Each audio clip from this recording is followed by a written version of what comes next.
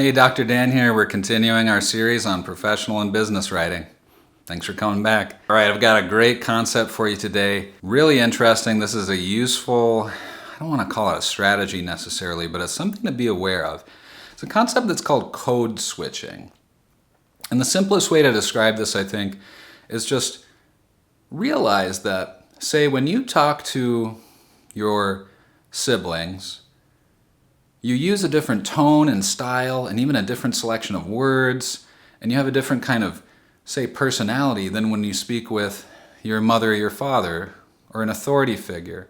Speak with a police officer, you have a very different way of communicating than if you talk with, say, a best friend.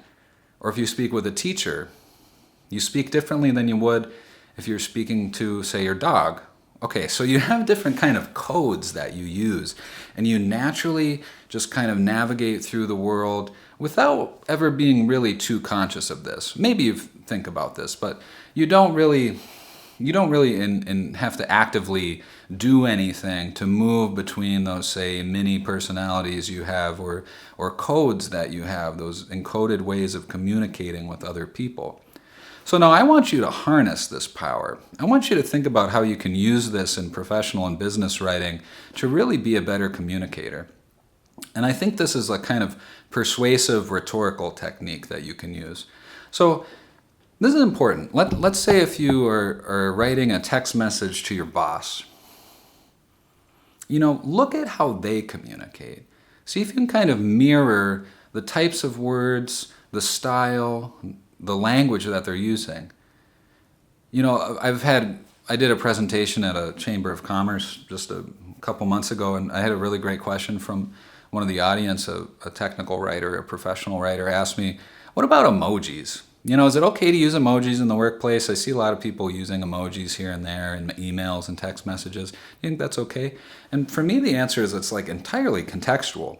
If your boss is using emojis all the time, maybe in humorous contexts, or we used to send funny pictures back and forth with some of the colleagues that I, got to know better. But so you have to tread very carefully there. You should only do it if, say, someone in a position higher than you does it first, I think.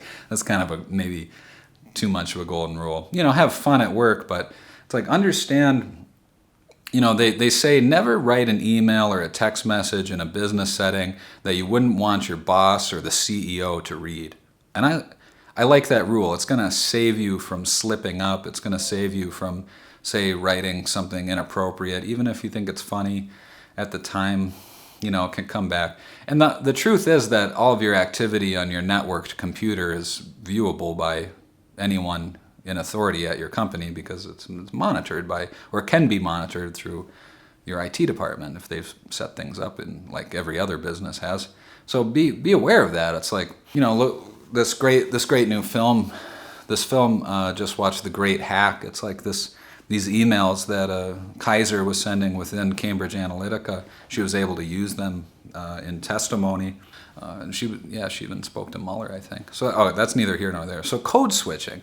So it's like, use that as a technique to be more persuasive and kind of understand what the style and the brand and the messaging of your company is, and use that strategically and incorporate that into the documents that you write and produce at the company where you are. This is a really powerful technique. Like, read through your company's mission statement and read through their public materials and get a sense for the kind of language that they like to use, and really listen to your colleagues and your supervisors and what does the industry terminology say. Now, this is really good advice, especially for my younger folks out there who are just getting into the workforce. Maybe you're just in an entry-level role or even in an internship, or you're still studying, whatever it is.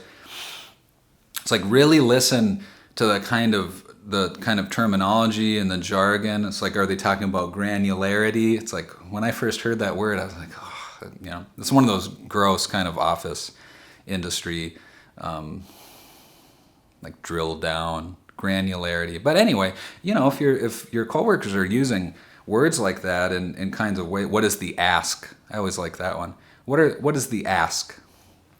I won't get into that right now, but listen to the kind of terminology and jargon that your colleagues and your supervisor, and even if you get a chance to ever go to like a growth meeting or a strategic meeting, you can listen to the kind of language that the C-suite and executive folks are using there. But it's like, okay, what are the kind of terminology? And that's going to reveal to you also like what are the strategic objectives of the organization. And if you should understand what those are so that you can align your own work with them and be more productive, like actually productive, not productive in some abstract sense of what you think productive is. Like you wrote 20 emails today and you chatted with your buddy at work and you got some coffee and you did some online shopping. It's like, be productive in the sense that you're actually moving the strategic objectives of the company forward in some way. They're going to love you. Most people are so unproductive at work. They waste so much time.